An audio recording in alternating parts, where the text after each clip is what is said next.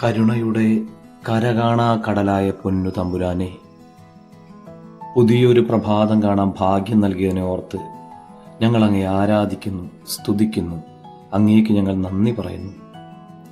August മാസം 28 വ്യാഴാഴ്ചയുടെ ഈ ദിവസം ഏറ്റവും എളിമയോടെ എല്ലാവരെയും സ്നേഹിച്ച് ജീവിക്കാനുള്ള കൃപ നൽകി ഞങ്ങൾ അനുഗ്രഹിക്കണമേ.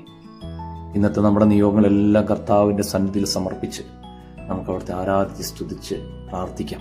കർത്താവേ, കൃപ ചെയ്യാതിരിക്കണമേ ഞങ്ങളുടെ മേൽ. മർക്കോസിന്റെ സുവിശേഷം 10-ാം അധ്യായം 37-ാം വചനം ധ്യാനിക്കാം.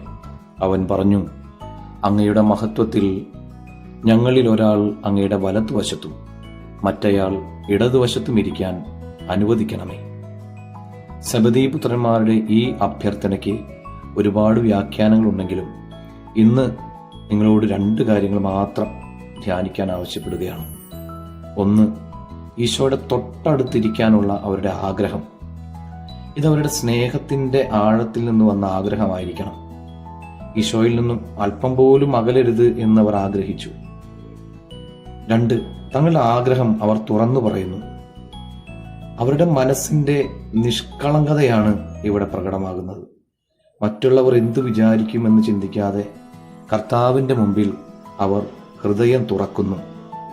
കർത്താവെ, അങ്ങേ ഒരുപാട് സ്നേഹിക്കുന്നവർക്ക് വലിയ സ്വാതന്ത്ര്യത്തോടുകൂടെ അങ്ങയുടെ മുമ്പിൽ ഹൃദയം തുറക്കാനാകൂ എന്ന് ഞങ്ങൾ തിരിച്ചറിയുന്നു. യാക്കോബിനെയും യോഹന്നാനെയും പോലെ എപ്പോഴും തുറന്ന ഹൃദയത്തോടെ അങ്ങയുടെ മുമ്പിലായിരിക്കാൻ വേണ്ട കൃപ ഞങ്ങൾക്ക് നൽകണമേ. എല്ലാവർക്കും നല്ലൊരു ദിവസം ഉണ്ടാകട്ടെ. നമ്മുടെ കർത്താവ് ഈശോ മിശിഹായുടെ കൃപയും പിതാവായ ദൈവത്തിന്റെ സ്നേഹവും പരിശുദ്ധാത്മാവിന്റെ സഹവാസം ഉണ്ടാകട്ടെ, ഇപ്പോഴും എപ്പോഴും എന്നേക്കും. ആമേൻ.